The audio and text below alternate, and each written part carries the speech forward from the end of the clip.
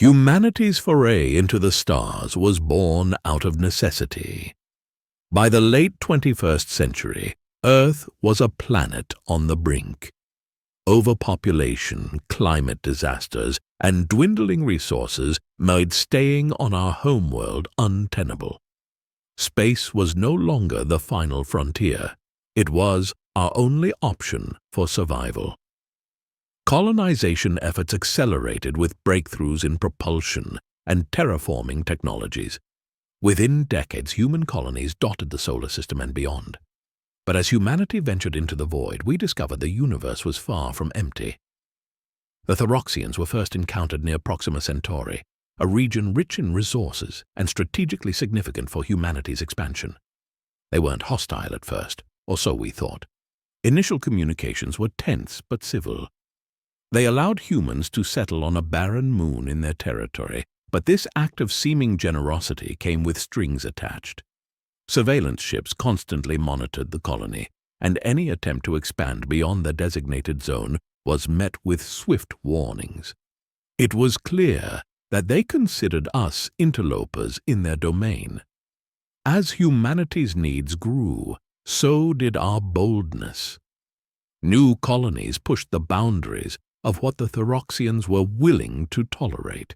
When human mining operations encroached on one of their resource-rich asteroids, the Theroxians responded with overwhelming force.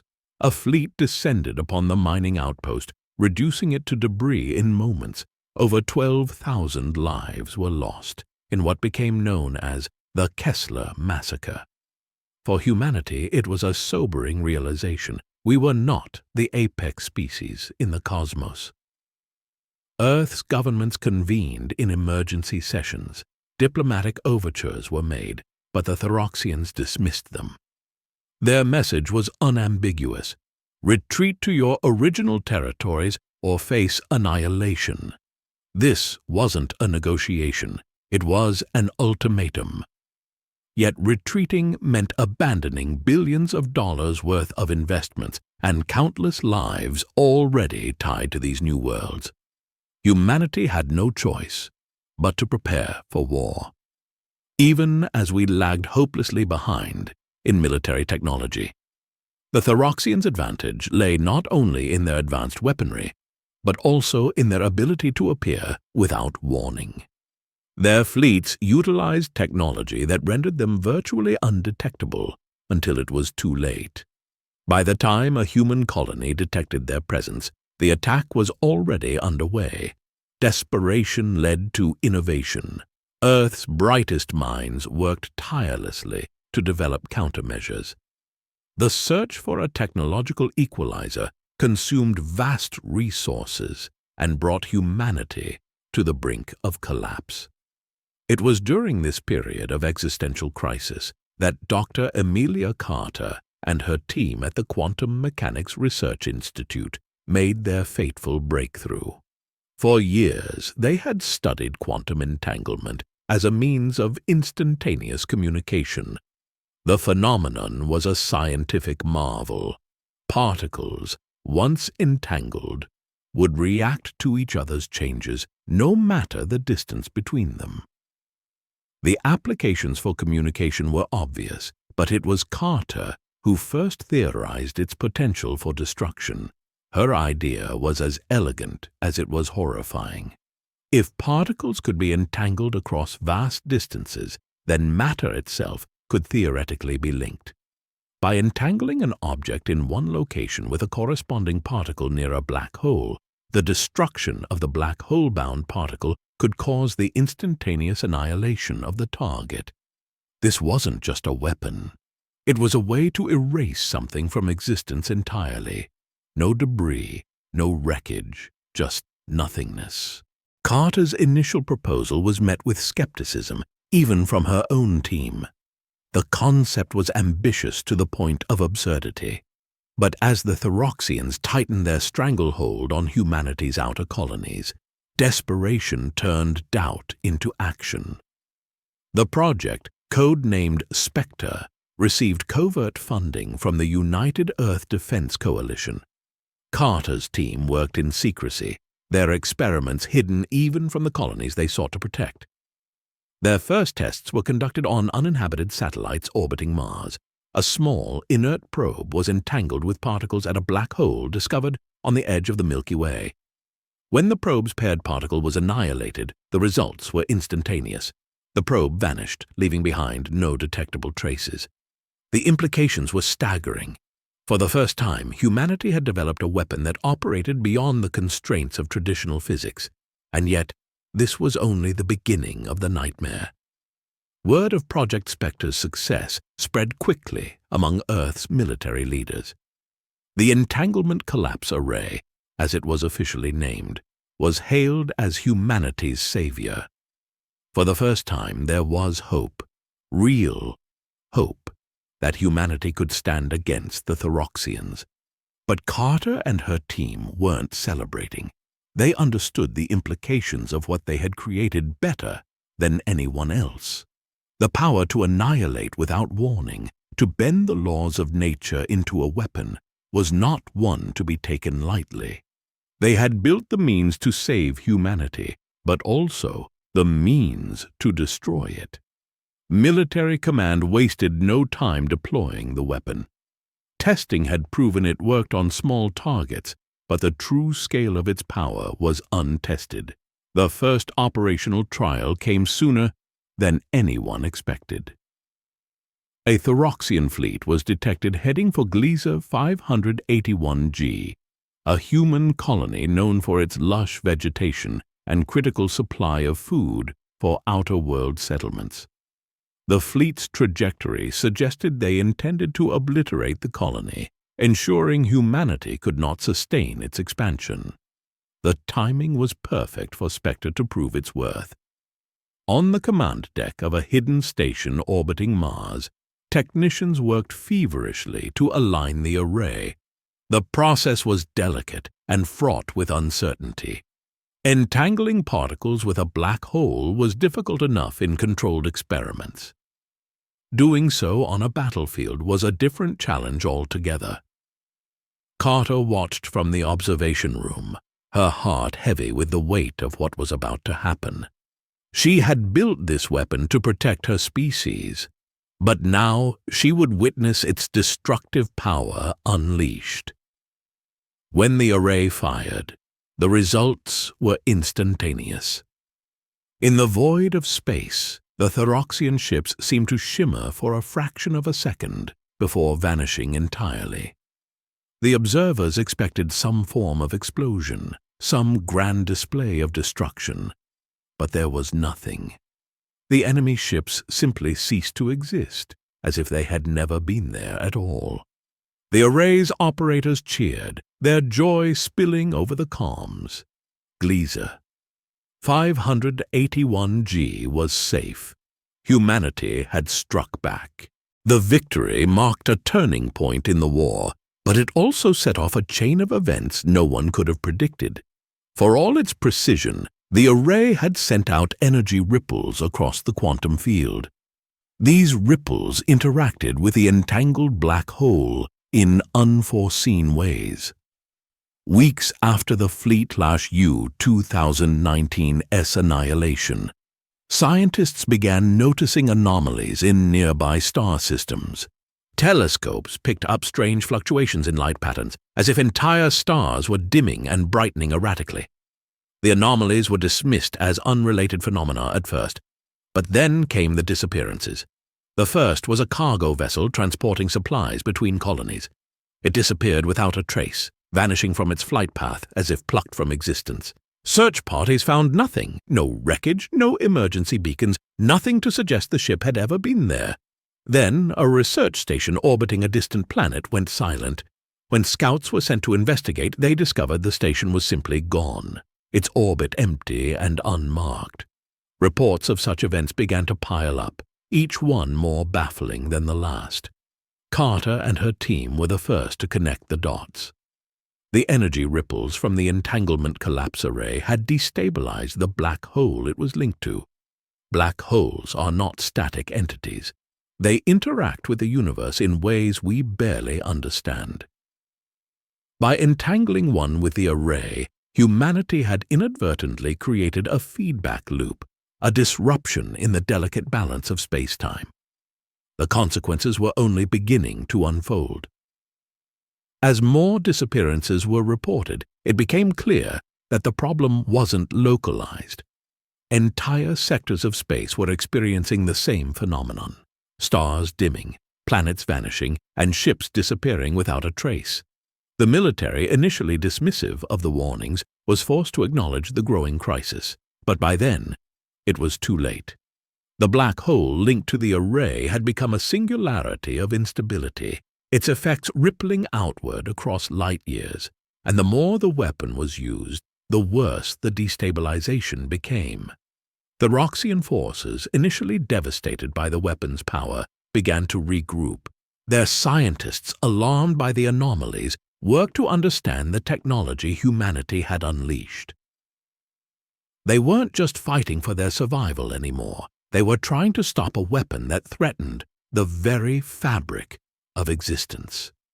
Their efforts culminated in an attack on the Mars station housing the array. The raid was swift and brutal, but they didn't succeed in destroying the weapon. Instead, they left behind a cryptic warning. "You've doomed us all." The warning went unheeded. Humanity was emboldened by its newfound power, blind to the consequences unraveling around them. But Carter wasn't blind. She saw the cracks forming in the universe itself, the signs of something far worse than war on the horizon. And she knew that if humanity didn't stop using the array, it would only be a matter of time before the universe started tearing itself apart. The signs of unraveling were no longer subtle. What had once been mysterious disappearances and isolated anomalies were now undeniable patterns. Entire star systems were blinking out of existence, their absence marked only by faint gravitational ripples that stretched across light years. Colonies that once reported thriving ecosystems and bustling outposts fell silent, leaving only empty voids where life had flourished. The black hole's entanglement wasn't just destroying, it was erasing. Entire histories were being undone, as if they had never been. Dr. Carter and her team worked around the clock, their initial pride in the weapon now replaced by a growing sense of dread. The data was clear.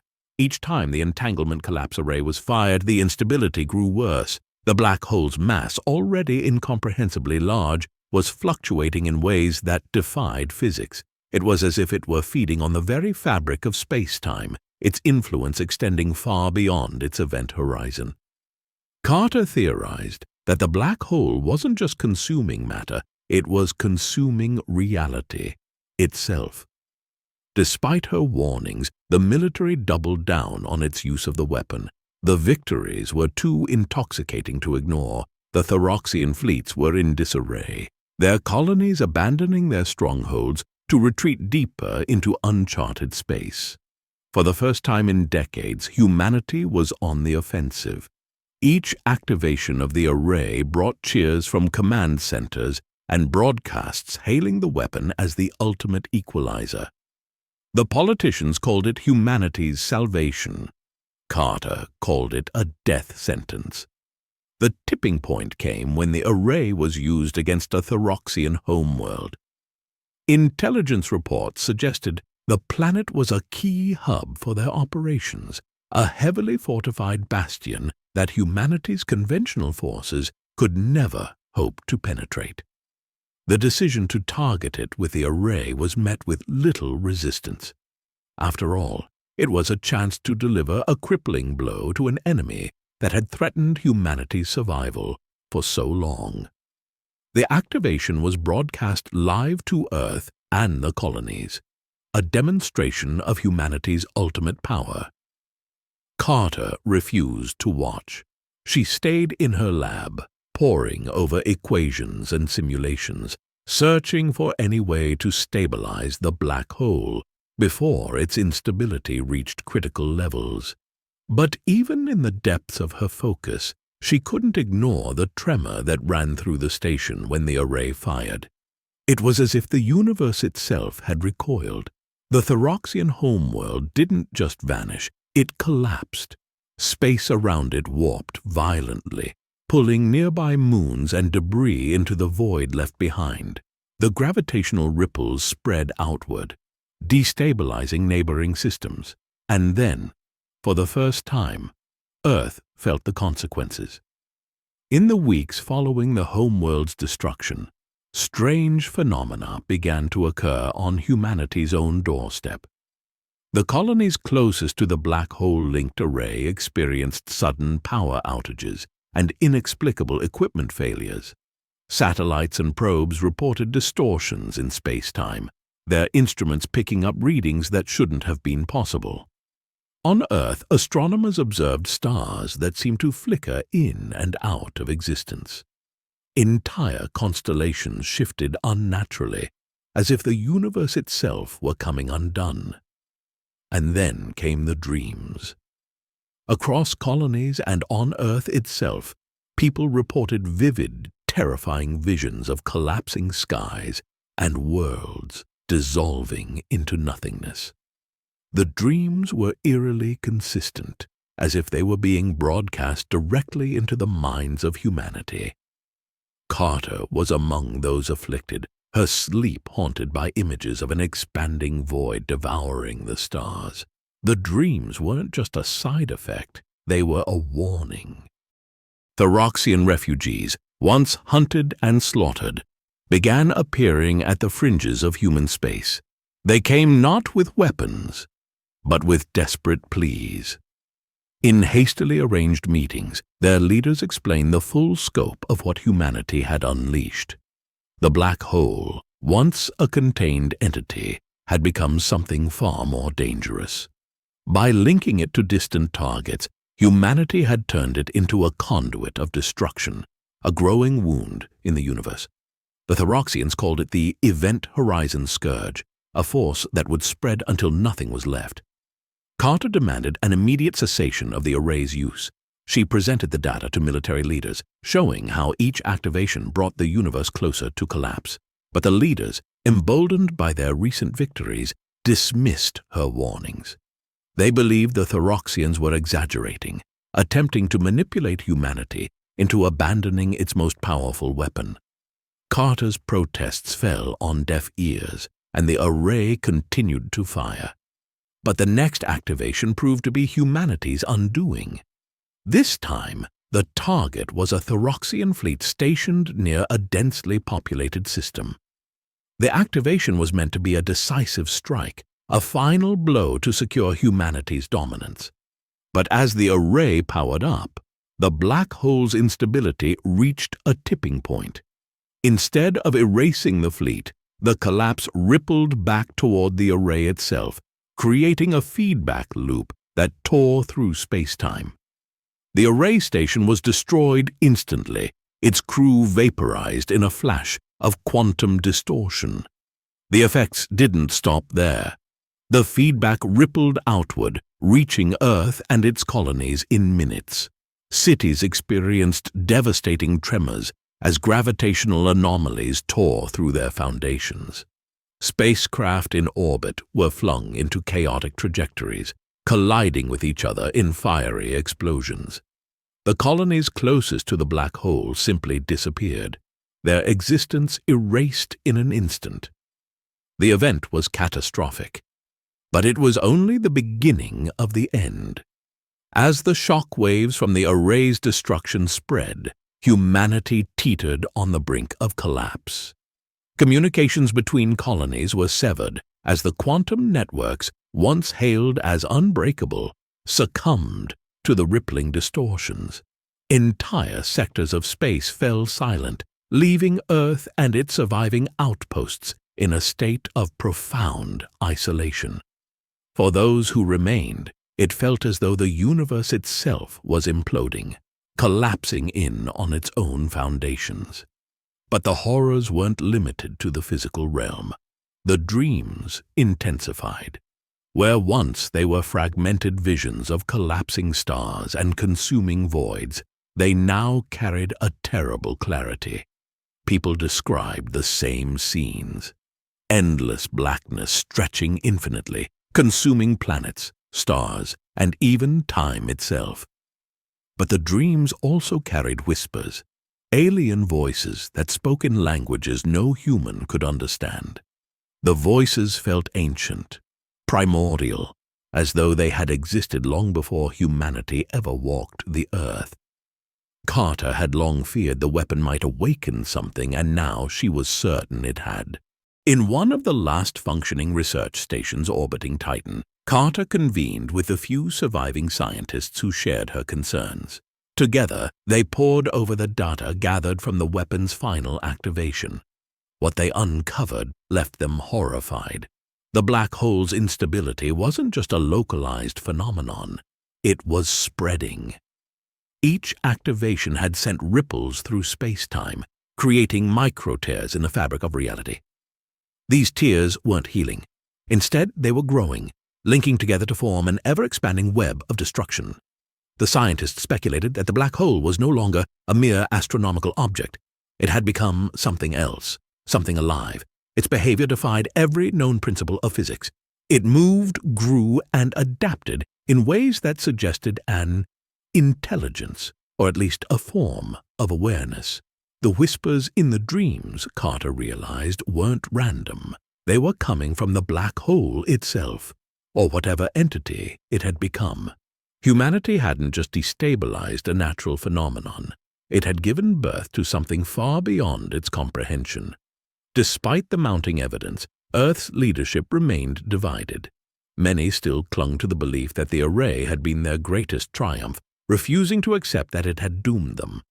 Others were paralyzed by indecision, unsure of how to combat a force that operated on a cosmic scale. The Theroxians, now reduced to scattered remnants, offered a grim solution: detonate the black hole. If its mass could be destabilized further, they argued, it might collapse in on itself and end the scourge once and for all. But the cost would be unimaginable. Carter knew the risks of such a plan. A detonation would unleash an energy burst so vast it could annihilate entire sectors of the galaxy. It was a gamble with the highest stakes imaginable, the survival of reality itself. But as the black hole continued to expand, consuming stars and entire systems with increasing speed, it became clear that inaction was no longer an option. Humanity and the Theroxians had to work together, however reluctantly, to stop the unrelenting spread of the Event Horizon scourge. The joint effort began under the shadow of desperation. Carter and her team collaborated with Theroxian scientists, pooling their knowledge in a race against time. The key lay in the entangled particles that had been used to create the weapon in the first place. If they could reverse the process, re-entangling the black hole with a collapsing star, they might be able to trigger a controlled implosion. It was a plan fraught with uncertainties, and failure would mean the end of everything. The operation required a monumental effort. A dying star was identified on the outskirts of the galaxy, its unstable core perfect for the detonation. A fleet of human and Theroxian ships, armed with experimental technology, embarked on the mission. Carter insisted on accompanying them, knowing her expertise might be the difference between success and failure.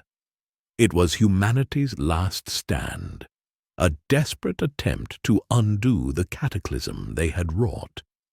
As the fleet approached the star, the black hole's presence became inescapable. It loomed in the distance, an impossibly massive void that seemed to devour the very light around it.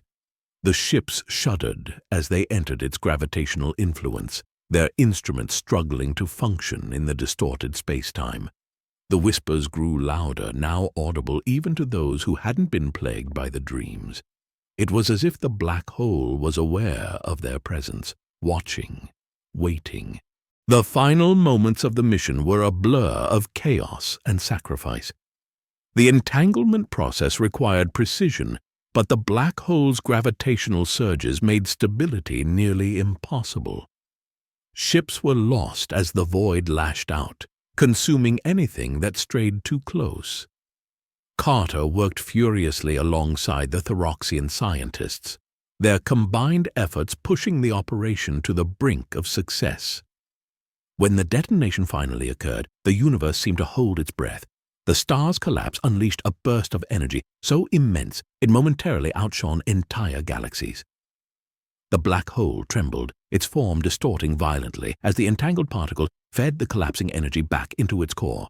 For a brief, harrowing moment, it seemed as though the plan had failed. But then, with a final deafening silence, the black hole imploded. The universe went still. The black hole's implosion sent shockwaves rippling across the galaxy, both literal and metaphorical. In the immediate aftermath, it was difficult to tell if the mission had succeeded. Instruments aboard the surviving ships flickered erratically, their readings skewed by the sheer magnitude of the event. Communication channels were flooded with frantic messages, some garbled beyond recognition. For those on the fleet, the scene outside their windows was both mesmerizing and terrifying. The void where the black hole had once loomed was now a gaping absence, a patch of the universe stripped clean of light and matter. For a fleeting moment, there was hope. The gravitational distortions began to settle, and the oppressive whispers that had plagued the crew's minds finally ceased. It seemed as though the catastrophic spread of the Event Horizon scourge had been stopped. But as the fleet regrouped and fled the collapsing region of space, it became clear that the cost of victory had been astronomical. Entire star systems near the implosion site had been destabilized.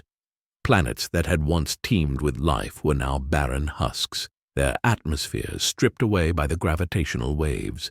Stars that had anchored countless civilizations flickered and died, their fates sealed by the cascade of cosmic destruction.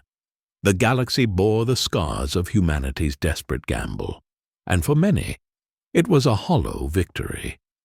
Back on Earth, the news of the black hole's destruction was met with a mix of relief and despair.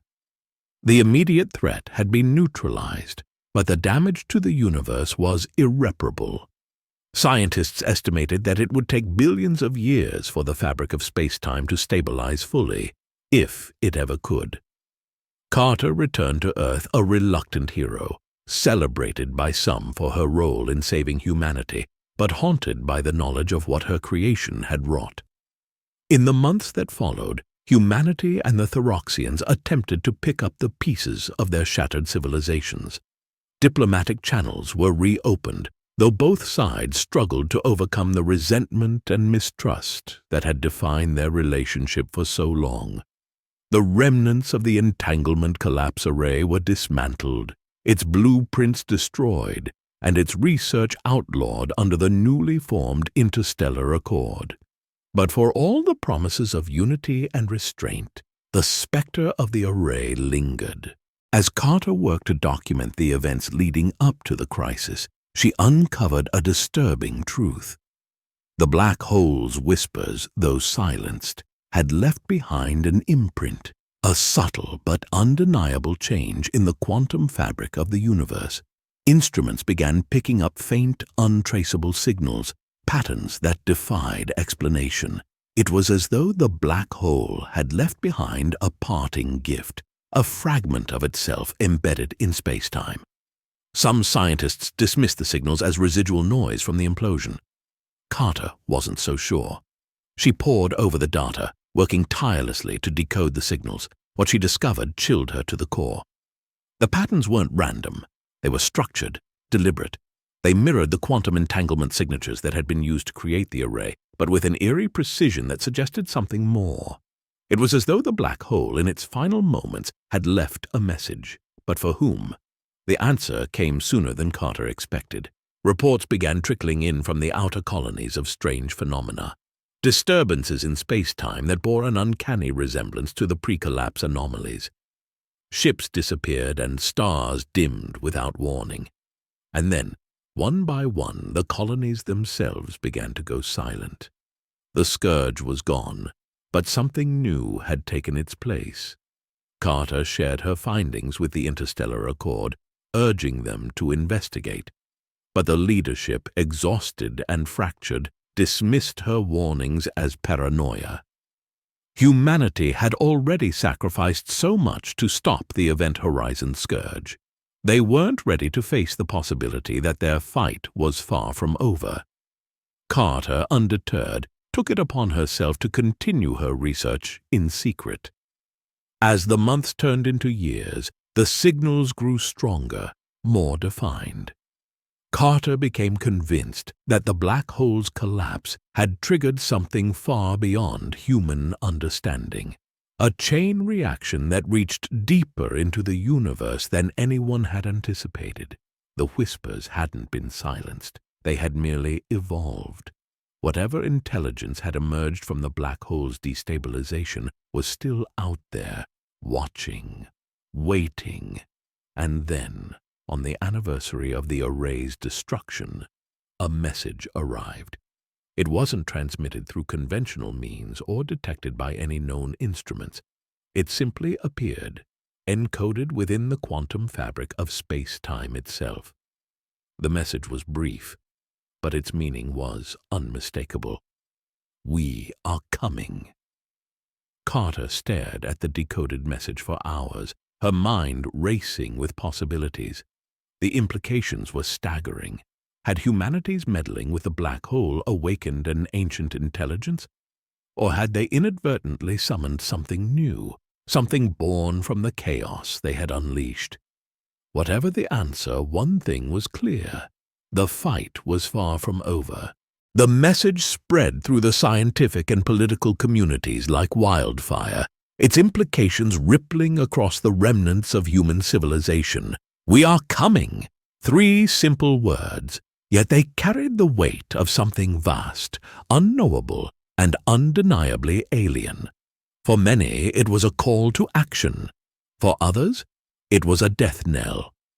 The fragile peace between humanity and the Theroxians began to fracture as blame and suspicion reignited old hostilities. Accusations flew.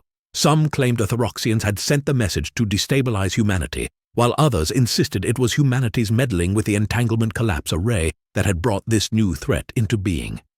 Dr. Carter, however, knew better. The quantum signature of the message was unmistakable. It had come from the void where the black hole once existed, but there was something even more unsettling buried within the signal. It carried an undercurrent of familiarity, a resonance that matched the earlier anomalies caused by the Event Horizon scourge.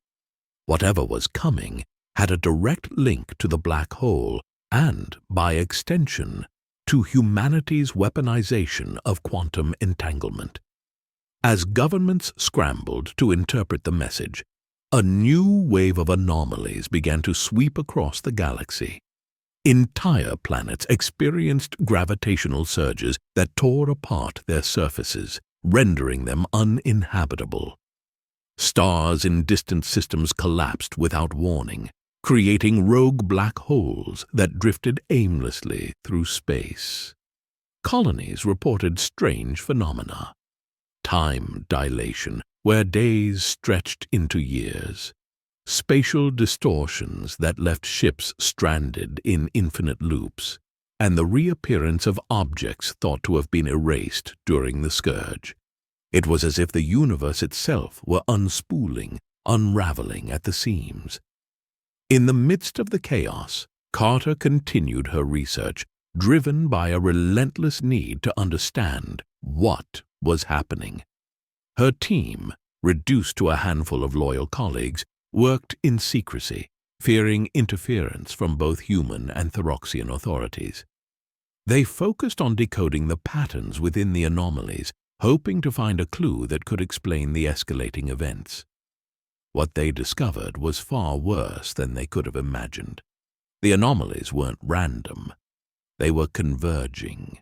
Each gravitational surge, each spatial distortion, each collapsing star was part of a larger pattern. Carter's calculations revealed a chilling truth. The events were leading to a single point in space, a nexus where the laws of physics were breaking down entirely. And at the heart of this nexus was something new, something that defied all understanding, an artificial singularity, larger and more unstable than any natural black hole. The data suggested it was growing rapidly, feeding on the very fabric of space-time. The Theroxians, desperate to avoid another catastrophe, reached out to Carter in secret. Their own scientists had come to a similar conclusion, but lacked the resources to act. Together, they devised a plan to send a probe into the Nexus, hoping to gather more data. It was a dangerous mission. Nothing that entered the Nexus was expected to return. But Carter knew they had no choice. If they couldn't understand what was happening, they couldn't hope to stop it. The probe, a joint effort between human and Theroxian engineers, was equipped with advanced quantum sensors and a self-destruct mechanism in case it posed a threat. As it approached the Nexus, the data it transmitted was both fascinating and horrifying. The singularity wasn't just a physical anomaly. It was emitting signals that mirrored the earlier quantum entanglement patterns. But these signals weren't random. They were structured, deliberate, almost like a language. And then, just before the probe was consumed, it transmitted one final image. The Nexus wasn't empty.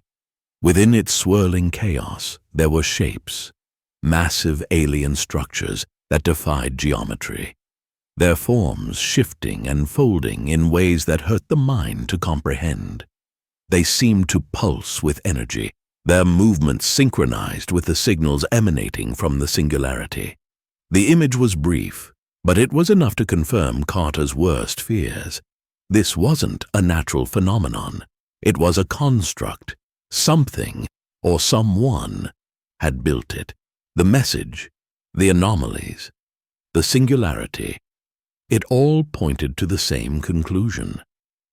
Humanity's tampering with the entanglement collapse array hadn't just destabilized the universe. It had opened a door, and now something on the other side was reaching through. As Carter and her team analyzed the probe's final transmission, a second message arrived, encoded in the same quantum signature as the first. This one was longer, more complex, and far more ominous. When decoded, it read, "We gave you the tools. You chose destruction. Now you will face the consequences."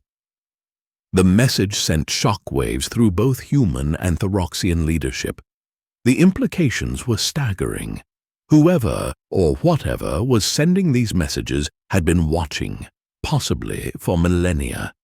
They had seen humanity rise, fall, and rise again, and they had judged us unworthy. The entanglement collapse array wasn't just a weapon, it was a test, and humanity had failed. The second message shattered any remaining illusions of safety. It wasn't just a warning, it was a reckoning. Humanity's leaders scrambled to respond, but how do you negotiate with an entity you don't understand? Across the galaxy, panic set in. The Theroxians, who had already suffered near extinction during the Event Horizon Scourge, began abandoning their remaining colonies. Entire fleets vanished into the uncharted depths of space, their destination unknown. Humanity, meanwhile, was paralyzed by infighting. Some factions called for a total evacuation of Earth and the colonies, while others insisted on a last-ditch military defense. Both plans felt futile. Carter, however, was focused on a singular question. Who were the entities behind the messages? If they had given humanity the tools for quantum entanglement, as the message claimed, what did that mean? Was the black hole weapon truly a human invention, or had it been seeded into our scientific understanding by an outside force? And more disturbingly, what were their intentions now? Her team worked tirelessly to decode the underlying structure of the second message. It carried more than just words. Embedded within its quantum patterns were mathematical constructs far beyond human comprehension. It was as though the entities were not just communicating, but demonstrating their superiority, showing us a glimpse of their understanding of the universe. Carter realized these constructs weren't random. They were instructions, a blueprint of sorts. But for what? As Carter delved deeper into the blueprint, strange phenomena began occurring closer to home. On Earth, the skies darkened inexplicably, blotting out sunlight for hours at a time. Entire oceans experienced gravitational shifts, creating waves hundreds of feet high that swallowed coastal cities. In the outer colonies, space itself seemed to warp, trapping ships in endless loops or sending them hurtling into nothingness. The universe wasn't just unraveling, it was being reshaped. The breakthrough came when Carter isolated a recurring pattern in the blueprint. It wasn't a design for destruction, it was a map. The entities weren't just sending messages, they were summoning humanity to a specific location. The map led to a point far beyond any charted territory, in a region of space known only as the Shroud. This area had been avoided for centuries due to its extreme gravitational anomalies and the inexplicable disappearance of all probes sent to explore it. Now, it seemed, the Shroud was the epicenter of everything that was happening. The Interstellar Accord, desperate for answers, sanctioned a mission to the Shroud. It was a decision made out of equal parts hope and fear. If the entities were calling humanity to this location, perhaps it was an opportunity to negotiate, to explain, to plead for mercy. Carter was chosen to lead the mission, her expertise in quantum mechanics making her the best candidate to decipher whatever they might find. But she couldn't ignore the possibility that the mission was a trap, one designed to lure humanity's remnants into annihilation. The fleet that embarked on the journey to the Shroud was the most advanced humanity could muster, bolstered by reluctant Theroxian allies who saw no other option. The journey itself was harrowing. As they approached the region, the laws of physics began to break down. Time slowed and stretched. Entire days passed on the ships, while only minutes ticked by outside. The stars themselves seemed to move, their light twisting into impossible spirals that disoriented even the most seasoned navigators. When they finally reached the coordinates, the fleet came to a halt. Before them was an expanse of darkness unlike anything they had ever encountered. It wasn't just empty space, it was an absence, a void that seemed to consume light, sound, and even thought. The ship's sensors failed to penetrate it, and every attempt to scan the area returned only static. Yet, at the heart of the void, something glowed faintly. It was the nexus, the artificial singularity that the probe had detected, and surrounding it were the shapes, vast alien constructs that defied comprehension. The fleet hesitated, unsure of how to proceed. It was Carter who made the decision. Against the protests of her crew, she ordered her ship to venture into the void. The moment they crossed the threshold, everything changed. The universe outside faded away, replaced by a blinding light that seemed to emanate from every direction. The ship's systems went offline, leaving them adrift in what felt like a sea of pure energy. And then the voices returned. This time, they weren't whispers. They were a cacophony, a chorus of alien languages that filled every corner of the ship. The crew collapsed to their knees, clutching their heads as the voices grew louder, more insistent. Carter forced herself to stay upright, her mind racing to make sense of what was happening. And then, just as suddenly as it began, the noise stopped. In its place came a single booming voice, speaking in perfect unison with itself. "You have been judged." The light dimmed, revealing a landscape that seemed to stretch infinitely in all directions. It wasn't space, but something else entirely. A plane of existence where the rules of the universe no longer applied. Floating in the distance were the entities. They weren't ships or creatures, but something in between, massive forms that seemed to shift and change with every passing moment. They radiated power, their very presence warping the space around them. Carter stepped forward and, unsure if they could see her or if it even mattered. "Who are you?" she asked, her voice trembling. The entities didn't answer directly. Instead, the voice spoke again, its tone both cold and indifferent. "You are but one in a long line. We gave you the gift of creation, and you chose to destroy. Your existence has upset the balance." Carter's mind raced. "The array? The black hole? It was a test?" "It was an opportunity," the voice replied. "One you failed." Carter's breath caught in her throat. The words hung in the air, heavy with implication. Humanity had failed a test they didn't even know they were taking. Her thoughts spiraled.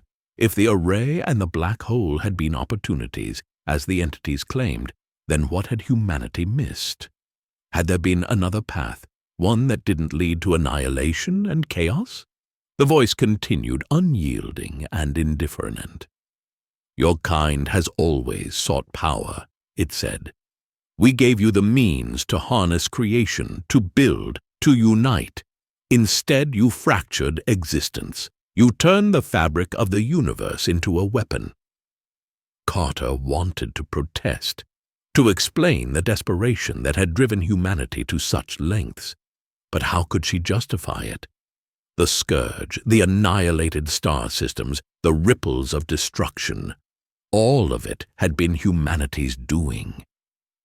She took a step forward, her voice shaking but resolute. "We didn't understand. We were desperate. We were fighting for survival." The entities seemed to shift in response, their massive forms flickering and reshaping. "Desperation is not an excuse. Others before you have faced the same test. Some chose to build. Others chose annihilation. You are not the first to fail." The word sent a chill through Carter's body. Others before us. The idea that humanity wasn't unique, that countless civilizations had come and gone, each facing the same judgment, was both humbling and terrifying. "What happens to us now?" she asked, barely able to form the words. For a moment, the entities were silent, their forms pulsating with light. Then the voice returned, softer now, almost contemplative. "The balance must be restored. The damage you have done to this plane cannot be undone. But your kind may yet serve a purpose. The ground, or whatever passed for ground in this strange realm, seemed to shift beneath Carter's feet. She felt a pull, as if something was drawing her closer to the nexus. The entities moved as well, circling the singularity like celestial judges preparing to deliver a verdict. "You opened the door," the voice said. "You invited chaos into your realm. Now you must ensure it does not spread." Carter's heart raced. "How? What can we do?" The answer came not in words, but in images, flooding her mind like a torrent. She saw glimpses of the universe as it was now, fractured, unstable, teetering on the brink of collapse. Then she saw what it could become. The singularity, though destructive, could be reshaped, redirected. It could serve as a stabilizing force, a keystone to rebuild the shattered fabric of space-time. But doing so would come at a cost. "You must become its caretakers," the voice said. "You will tether yourselves to the singularity, anchoring it across dimensions. Your kind will exist not as you are now, but as something else, agents of balance, bound to the nexus for eternity." The weight of the offer crushed down on Carter. Humanity would survive, but not as it had been. They would become something wholly new, something alien. The cost was unfathomable. But the alternative was worse. Without intervention, the singularity would continue to grow, consuming the universe piece by piece until nothing remained.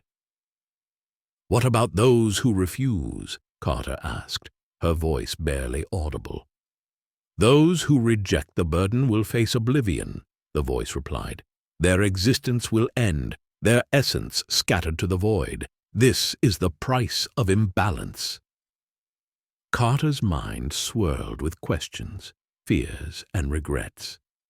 She thought of the billions of lives scattered across the colonies, of Earth's crumbling cities, of the Theroxians who had suffered so greatly at humanity's hands. Was this truly a chance for redemption, or merely another test with an even greater cost? She turned to her crew, who had been silently watching, their faces pale and eyes wide. "We don't have a choice," she said, her voice steady despite the chaos inside her. "If we don't accept, everything ends."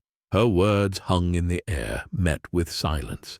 Slowly, one by one, the crew nodded. The Theroxian representatives, standing alongside the humans, shared uneasy glances, but eventually bowed their heads in reluctant agreement. Together, they faced the entities. "We accept," Carter said, her voice firm. The entities moved as one, their forms aligning with the nexus. The singularity pulsed with a blinding light, and the fabric of the strange realm began to twist and ripple. Carter felt the pull again, stronger this time, drawing her and the others toward the singularity. She braced herself for pain, for oblivion, for anything. But instead, she felt a profound stillness. The light consumed her vision, and then there was nothing. When Carter opened her eyes, she was no longer herself. She existed everywhere and nowhere, her essence stretched across dimensions, bound to the singularity. She could feel the fractures in space-time, the delicate balance of the universe resting in her grasp. Around her she sensed the presence of others, her crew, the Theroxians, and countless others who had taken up this burden before them. Together, they formed a vast network, a living web of balance that spanned the cosmos. The universe was quiet again, the damage halted, the chaos contained. Humanity as it had been was gone, but in its place was something new, something enduring. Carter could feel the weight of eternity pressing down on her, but she also felt a strange sense of peace. They had been judged, and though they had failed, they had been given a second chance, not as conquerors, but as guardians. And somewhere, in the depths of the singularity, the entities watched, silent and inscrutable, waiting for the next civilization to rise and face the same test. Eternity stretched before them, a concept that no longer held the same meaning it once had. Carter existed as part of something greater, her individuality woven into the vast network of guardians tethered to the singularity. She could feel the ripples of space-time stabilizing, the fractures mending slowly under the constant vigilance of her and countless others. The singularity had become a nexus of balance, a keystone holding the universe together. Yet, for all its peace, there was an underlying tension, a quiet knowledge that this balance was temporary. The universe, by its very nature, was chaotic, and chaos always found a way. In the depths of the singularity's nexus, Carter felt whispers, not the oppressive alien voices from before, but faint echoes of those who had come before her. They spoke of cycles, of civilizations rising and falling, each tested by the same forces. She sensed their despair, their resignation. They had seen what she now understood. The test was not just about survival, but about the willingness to sacrifice power for balance. Most failed. Humanity had failed. But their failure, like the others, had been allowed to transform into a kind of redemption. Or was it a penance? Over millennia, Carter and the other Guardians adapted to their new existence. They learned to communicate through the web of quantum threads, their thoughts no longer bound by the constraints of language or time. Each guardian contributed to the stability of the universe, their combined efforts holding the singularity's vast power in check. The fractures in space-time slowly diminished, though scars remained. Voids where stars and civilizations had once thrived, now marked only by faint gravitational echoes. It was a fragile peace, one constantly threatened by the same force that had created the singularity, curiosity. Though tethered to their eternal purpose, Carter and the Guardians could feel the stirrings of new life emerging in distant galaxies. Primitive species evolving, reaching out into the void, discovering the same fundamental truths of physics and existence that had once captivated humanity. Each breakthrough brought hope and dread. The Guardians could do little to intervene. Their purpose was to preserve balance, not dictate the course of evolution. But as the echoes of new civilizations grew louder, so too did the likelihood that one of them would follow the same path humanity had, to weaponize knowledge, to exploit creation for destruction.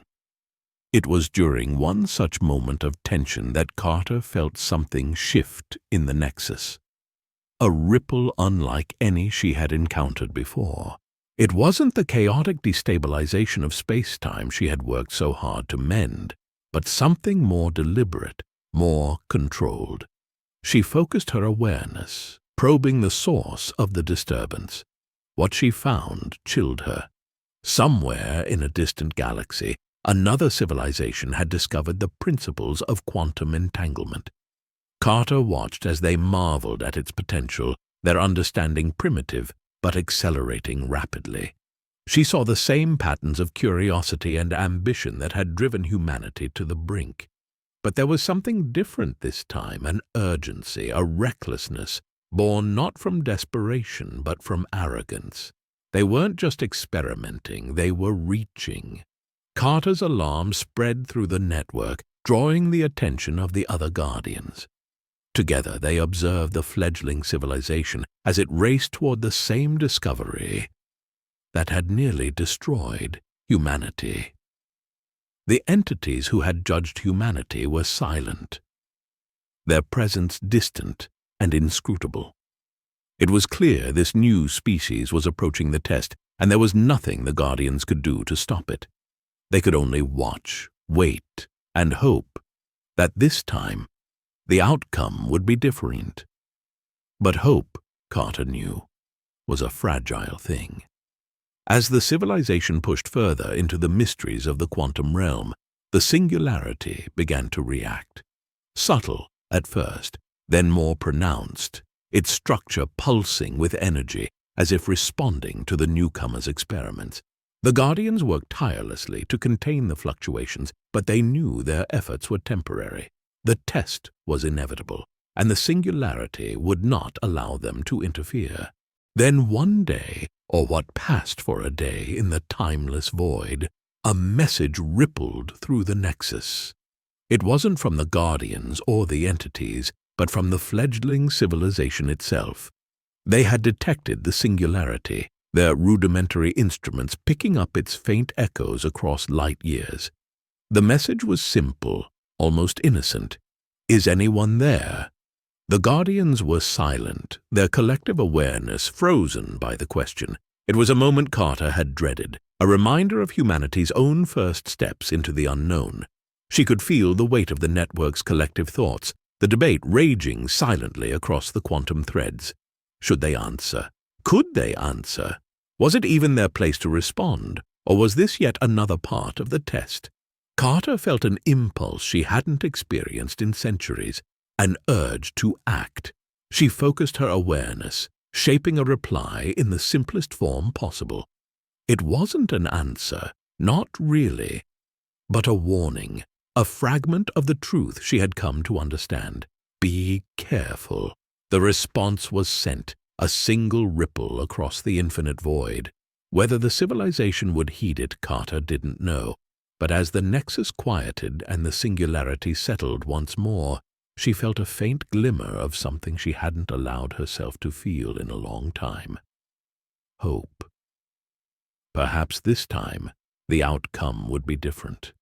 Perhaps this time they would choose to build, not destroy. And as the universe moved forward, its endless cycle of creation and collapse continuing unabated, Carter and the Guardians remained, ever vigilant, bound to the singularity and to their purpose, watching, waiting, hoping.